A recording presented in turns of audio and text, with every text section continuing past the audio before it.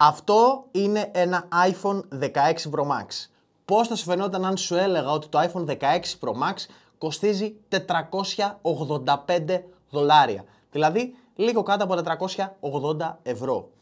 Πώς θα σου φαινόταν τώρα αν σου έλεγα ότι το συγκεκριμένο τηλέφωνο το αγοράζεις εσύ 1200 και η Apple βάζει τσέπη, ίσως και όχι, πάνω από το διπλάσιο ποσό του κόστους που έχει. Σήμερα λοιπόν θα δούμε πώς έχει τόσο μεγάλο περιθώριο κέρδους, αν όντως έχει, και γενικότερα θα συζητήσουμε αυτό το πράγμα που κινείται και υπάρχει γύρω από τα iPhone και αυτό το ψέμα σε ένα βαθμό ότι η Apple ίσως και να σε κλέβει.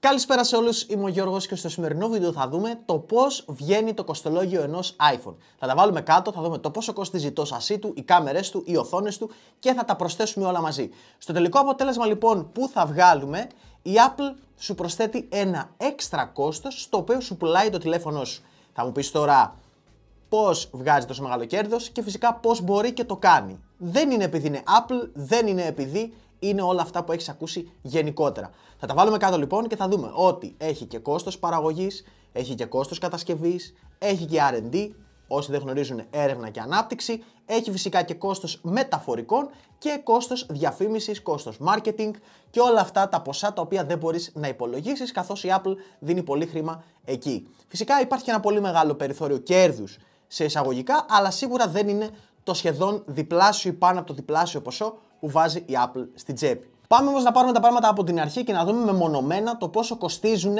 τα υλικά τα οποία χρειάζεται να κατασκευαστεί ένα iPhone. Το πρώτο και το πιο ακριβό φυσικά που χρειάζεται είναι οι οθόνες, ειδικά εάν είναι OLED. Και επειδή συναντάμε OLED με ρυθμό ανανέωσης 120 Hz στα μοντέλα Pro, αλλά μιλάμε για Pro Max, οι οθόνες κοστίζουν από 100 έως $120. Τα σκάμε πάρα πολύ καλά στην εταιρεία την οποία μας δίνει τις οθόνες. Ποια είναι αυτή άραγε?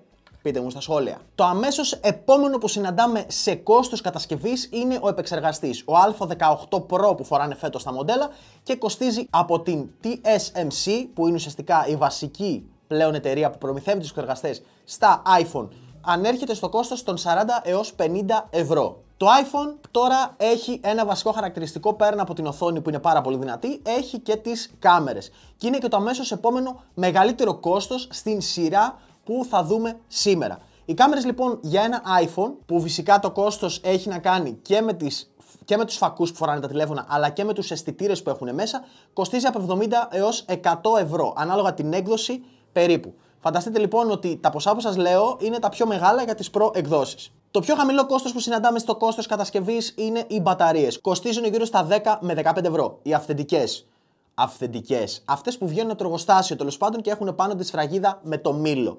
Θα μου πεις τώρα, εγώ όταν πάω να αλλάξω μπαταρία στο iPhone, γιατί μου παίρνουν 120 ευρώ και κουτουλού? Ναι, αυτό είναι η μαύρη τρύπα στο όλο σύστημα. Μνήμη RAM και αποθηκευτικός χώρος. Είναι το αμέσως επόμενο εξάρτημα που πλαισιώνει ένα iPhone και κοστίζει από 40 έως 60 ευρώ ανάλογα την έκδοση. Μετά έχουμε το υλικό κατασκευής, το οποίο φέτος ακούει στο όνομα τιτάνιο και ceramic shield που λένε και στο χωριό μου για την οθόνη. Δηλαδή για το γυαλάκι που φοράει η οθόνη μπρος και πίσω. Αυτό έχει κόστος 50 έως 60 ευρώ. Μην νομίζετε ότι κοστίζει και πολύ παραπάνω επειδή ακούγεται όμορφο το να το λες τιτάνιο. Αμέσως μετά συναντάμε το Wi-Fi chip, το Bluetooth αλλά και το 5G modem που φοράει το τηλέφωνο, ειδικά φέτος που είναι και εξελιγμένο. Συνήθως τα παίρνουμε από την Qualcomm, όχι εμείς, η Apple, και κοστίζουν γύρω στα 100 ευρώ. Όλα τα τσιπάκια μαζί για να πλαισιώσουν το iPhone. Αμέσως μετά έχουμε την συναρμολόγηση και τις δοκιμές που θα γίνουν όταν τελειώσει ένα τηλέφωνο. Φυσικά όλα έχουν μπει σε σειρά παραγωγής, οπότε δεν είναι ότι ένας άνθρωπος φτιάχνει ένα τηλέφωνο για να είναι τόσο χρονοβόρο. Ξεκινάει από σειρά παραγωγής και ο κάθε ένας στην ροή που περπατάει βγάζει ή βάζει ένα εξάρτημα πάνω στο τηλέφωνο.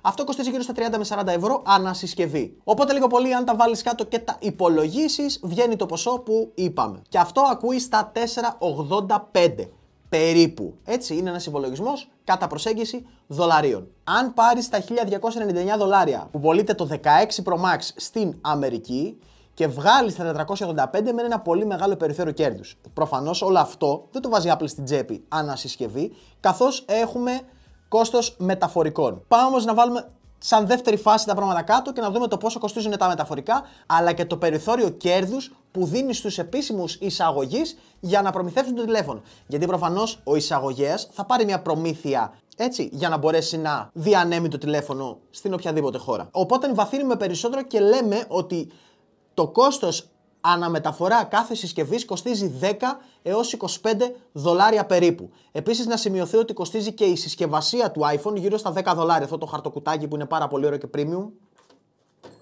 αυτό εδώ, κοστίζει περίπου 10 δολάρια στην Apple.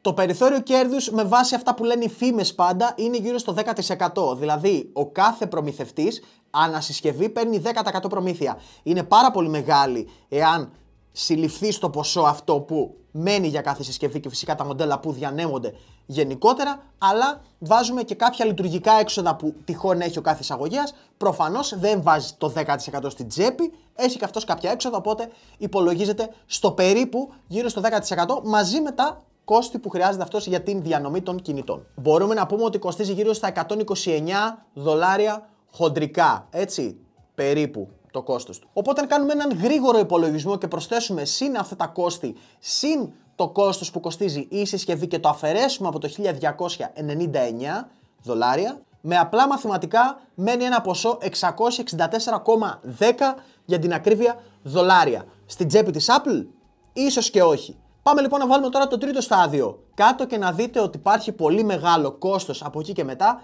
πέραν από το κόστος κατασκευής και υλοποίησης της κάθε συσκευής, και να απομυθοποιήσουμε λίγο αυτό που λένε όλοι, ότι η Apple κοστίζουν στα κινητά της 485 δολάρια και βάζει 600 δολάρια τσέπη. Αυτό δεν ισχύει, προφανώς. Όσοι έχετε εταιρείες ή γενικότερα δουλεύετε σε εταιρείες, μπορείτε να καταλάβετε ότι προφανώς όταν κάνεις μια πολύ μεγάλη πώληση ενός πολύ ακριβού αντικειμένου, προφανώς έχεις και κάποια έξοδα. Πέραν από το κόστος κατασκευής, κόστος παραγωγής, κόστος μεταφοράς, κόστος διανομής, που είναι φυσικά κόστη και όλα αυτά, έχεις φυσικά και R&D ή αλλιώς έρευνα και ανάπτυξη. Φυσικά έχεις και marketing, το οποίο marketing πρέπει να προωθήσεις τα προϊόντα σου σε κόστος διαφήμισης, social media, σε influencers ή οπουδήποτε αλλού, έτσι. Και η Apple, πιστέψτε με, δίνει πάρα πολλά λεφτά στο marketing. Είναι μια εταιρεία η οποία προωθεί πάρα πολύ το κομμάτι αυτό και είναι μια εταιρεία που δίνει και πάρα πολύ βάση στο marketing. Οπότε καταλαβαίνετε ότι δίνει πάρα πολύ μεγάλα και απέρογκα κόστη για τις καμπάνιες που κάνει γενικότερα. Επίσης υπάρχει ένα πάρα πολύ μεγάλο κόστος στις παρουσιάσεις που κάνει η Apple. Όταν παρουσιάζεται ένα τηλέφωνο και βλέπουμε αυτό το πάρα πολύ ωραίο και μοντέρνο τρόπο που παρουσιάζει τα πράγματα, έχει από πίσω πάρα πολλούς cameraman, έχει από πίσω πάρα πολλούς μοντέρ, έχει ηχολήπτες, έχει εικονολήπτες, έχει φωτογράφους, έχει πάρα πολλοί σκηνοθέτες, έχει γενικότερα ένα πάρα πολύ ωραίο δομημένο στήσιμο, το οποίο και αυτό προφανώς κοστίζει για την παρουσίαση της κάθε συσκευής ή κάθε προϊόντος γενικότερα. Και εδώ θα ανοίξω μια παρένθεση και θα σας πω για ποιο λόγο η Apple κατά βάση έβγαλε τους φορτιστές μέσα από τα κουτιά της. Ένας βασικός παράγοντας φυσικά ήταν να τους πουλάει έξτρα για να μπορέσει να μεγαλώσει το κέρδος που θα έβγαζε ανασυσκευή. Αλλά ο βασικότερος λόγος δεν ήταν αυτός. Ήταν για να μειώσει το κόστος μεταφοράς. Καθώς είναι μικρότερο το κουτί από ό,τι ήταν πριν, μπορεί η Apple στην παλέτα να βάλει περισσότερες συσκευές. Οπότε μπορεί να βάλει πλέον 1000 συσκευές έως και 1000 συσκευές, ανάλογα φυσικά από την έκδοση και το μοντέλο, καθώς τα 15 Pro Max είναι μεγαλύτερα ενώ τα απλά τα iPhone είναι μικρότερα. Οπότε επειδή υπάρχει μεγαλύτερος ή μικρότερος όγκος στις συσκευές, η Apple μπορεί σε κάθε παλέτα να φορτώσει περισσότερες. Οπότε με μία παλέτα να μεταφέρει περισσότερα κομμάτια. Άρα αυτό στις 70 παλέτες που μπορούσε να μεταφέρει παράδειγμα με ένα φορτηγό, τώρα μπορεί να μεταφέρει 100 παλέτες. Παράδειγμα, αν ένα κοντέινερ έπαιρνε 10 παλέτες μέσα και η κάθε παλέτα έπαιρνε από 500 τηλέφωνα, καθώς ήταν μεγάλος ο όγκος της κάθε συσκευής, σκεφτείτε λοιπόν όταν μικραίνει το κουτί που η κάθε παλέτα μπορεί να πάρει τα διπλάσια τηλέφωνα. Άρα μιλάμε για ένα πολύ μεγάλο κόστος μείον, το οποίο μείωσε η Apple όταν μείωσε τα κουτιά της, σε όγκο πάντα, έτσι.